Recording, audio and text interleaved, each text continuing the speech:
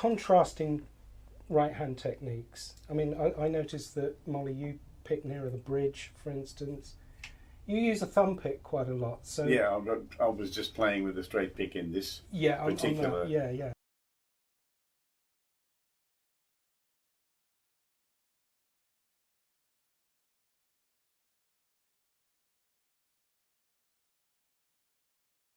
But can you talk a little bit about right hand technique, ladies first? Sure, yeah. Well, I use a flat pick, so I'm kind of like following the bluegrass flat picking style.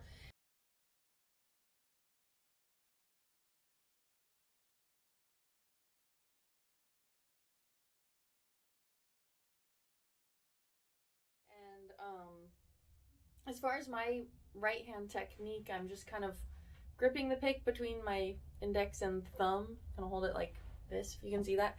And I do play somewhere between the sound hole and the bridge, usually kind of on the back end of the sound hole. When I'm strumming the guitar, I float my wrist, so there's no part of my hand touching the strings or the guitar. But when I switch to lead, usually I kind of flatten out my wrist a little bit and anchor kind of on the bridge or on the lower strings. Yeah. So it kind of, you'll see some fluidity in my wrist whether I'm playing rhythm or switching to lead parts. Right. So can you demonstrate a bit of that when you're doing the lead parts, where you rest your hand? So I'm just very gently kind of brushing my hand on the, usually like the bridge pins or maybe the lower strings if I'm playing up high. And then so I might be playing a lead.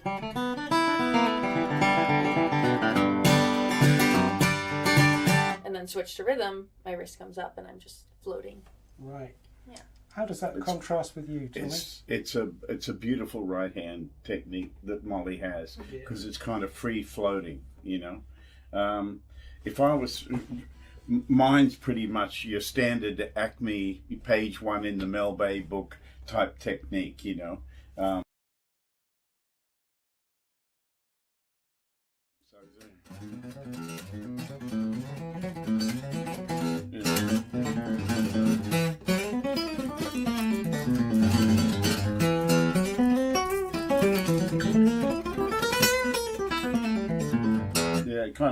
It kind of floats around, but it's both Molly and I use that kind of straight up and down, you know.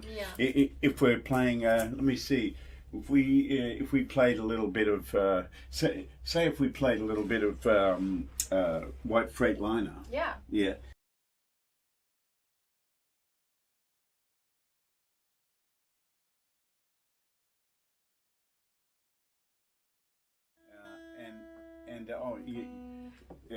So she uses a capo on the fourth fret and plays in a C position, and I play just a straight E. I stay in E. So, and you'll see how when she's playing rhythm and then switches to lead, that it's just so effortless. And this is the hardest part about playing acoustic guitar, is getting that effortless approach, you know. So making it nice and relaxed is a good idea, you know. Yeah, it's like you almost want to feel like you're about to drop your pick. You don't want to be like gripping onto it. That's right. But you don't want to hold it too loose that you actually drop it, because that's happened to me before. It's embarrassing. Want to play a little bit of it? And we'll sing a little bit. So just so you can see her switch from rhythm to lead and all that stuff. Okay. And we're playing in 2 different positions, which is like, I like to do that when I play with another guitar player. So if they're not putting on a capo, I'll put on my capo. And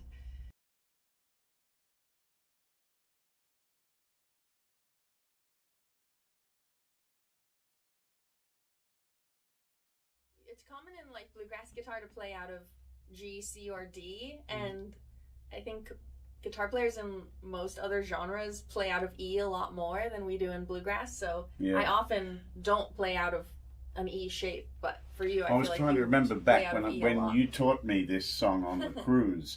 we were doing an Americana cruise. That's when Molly invited me to play with her, and she said, oh, it's in E, and she played it, And I went to get a capo because she had a capo on, and then I realized, oh, it's in E. I'll stay down low and she can go up higher. Yeah, so, that way we're not stepping on each other's toes too much. Exactly. All right, can we play a little bit of it? Yeah, sure. Sing a little bit of it? Totally.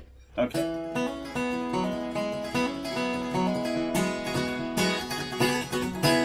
Going down on a highway, you're listening to them in trucks whine. Going down on a highway, you're listening to them big trucks whine. That white Freightliner's gonna steal away my mind. Here she comes.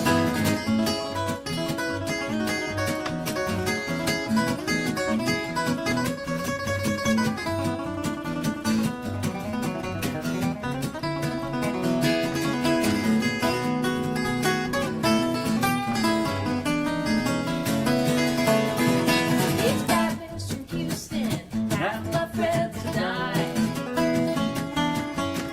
It's 5 minutes from Houston, half my friends have died. That white Freightliner's gonna steal away my mind.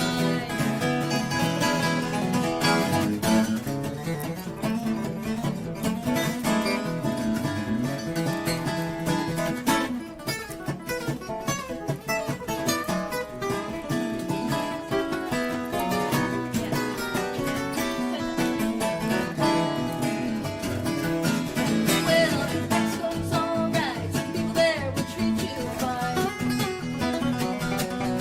Yeah. Mexico's alright, some people there will treat you fine. That white Freightliner's gonna steal away my mind. Hit it.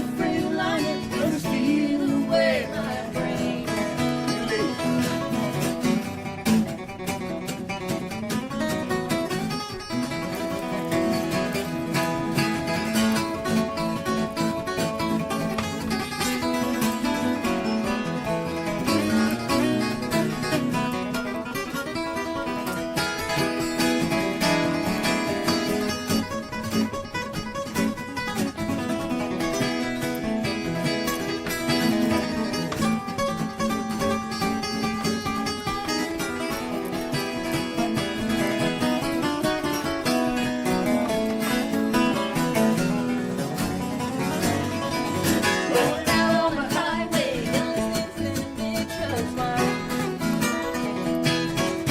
Going down on the highway, you're listening to them big trucks whine. That white Freightliner's gonna steal away my mind. That white Freightliner's gonna steal away my mind. That white Freightliner's gonna steal away my mind.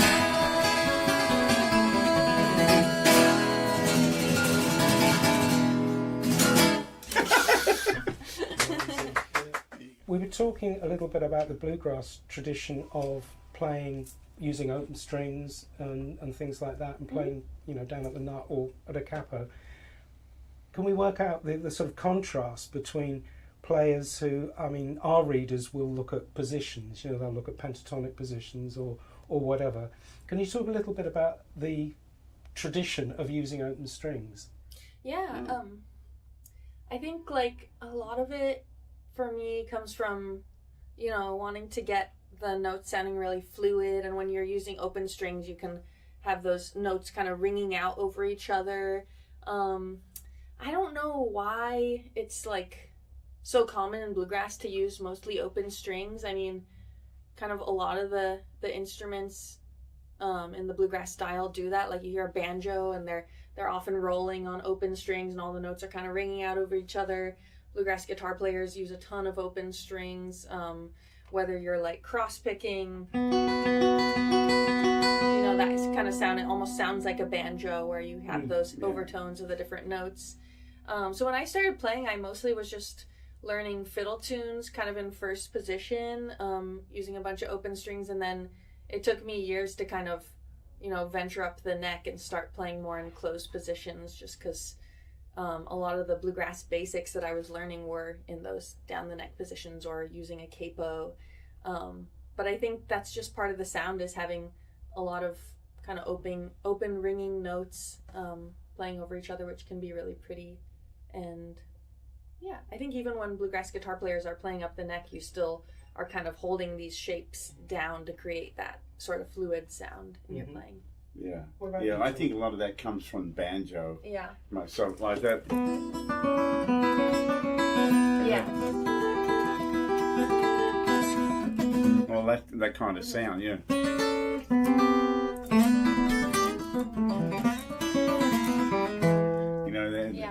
That kind of thing, and you're always looking for ways of being able to use open notes and open strings and sounds against one another, just so it sounds a little sweeter or, unusual to the ear. Yeah, totally. Sometimes it can be almost like a trick to like play faster or kind of switch from the high up the neck into like a lower position, throw in an open string, and it gives you time to kind of reposition your fingers. Yeah. Well, those kind of like. Yeah. Yeah, they're like definitely ripped off from banjo players, and I think it was Jerry Reed and Chet Atkins who brought that to our attention.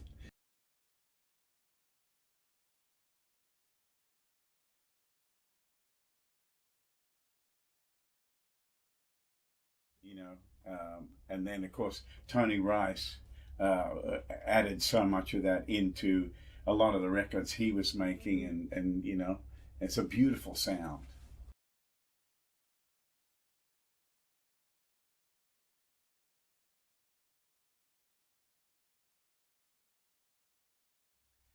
Do either of you use tunings at all, or do you stay in standard? We both use different tunings.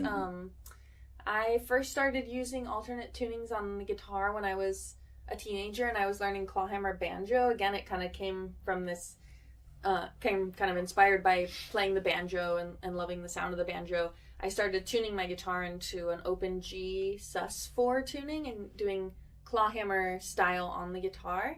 And so clawhammer is like a style that people normally play on the banjo, but someone showed me that I could take the same kind of right hand technique and play it on guitar. So you don't use a pick, and you play usually in an open tuning because you want, again, those like ringing notes to sound out, and you're just kind of hitting the higher strings with your index and middle fingernails and then plucking a low string with the thumb. So I started using open tunings when I learned clawhammer, and then I went to Berklee College of Music for a couple years and got really into Joni Mitchell's music. I had a teacher who was always showing me these different Joni Mitchell songs, and that's where I learned about like Dad Gad and these other cool tunings that she used. And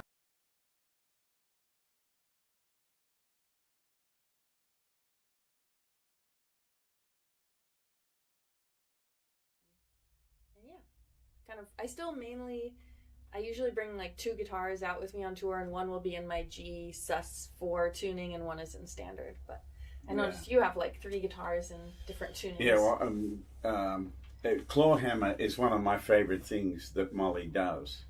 So you should grab something, a tune of her playing with some clawhammer.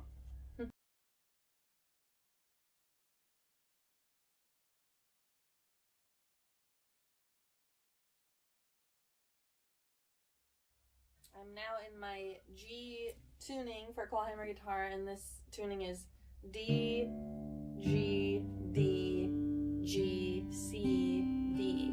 So it's all G's and D's except for this weird C. And you actually tune the B string up. So it's like that. Yeah. Here's G, so you had that.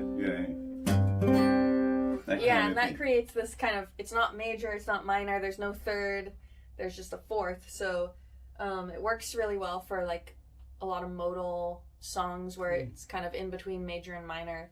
And actually I also play the banjo, and a lot of times on banjo, especially clawhammer banjo, you'll tune, the banjo is usually tuned to G, but you can tune the B string up to C when you're playing like a modal kind of minor-y sounding song. So that's a common tuning on the banjo. And this guy who plays clawhammer guitar in the Bay Area where I grew up, Michael Stadler, he taught me this style and he taught me this tuning on the guitar. And so yeah, the first song I ever learned on clawhammer guitar was Little Sadie, and that uses this kind of rhythm that's common in clawhammer. They call the bum diddy pattern. So it would be like bum diddy. So you're going index and middle fingernail, bum diddy.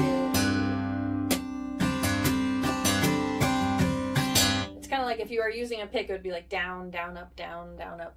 But Little Sadie uses that rhythm all over the place. So it's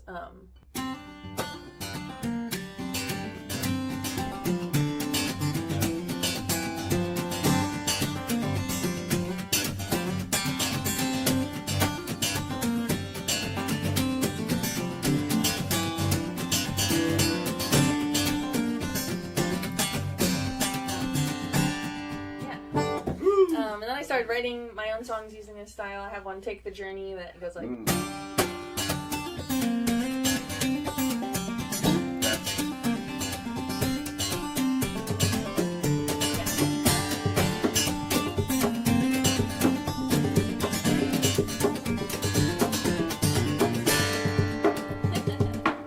That's awesome. I love that drumming along with it.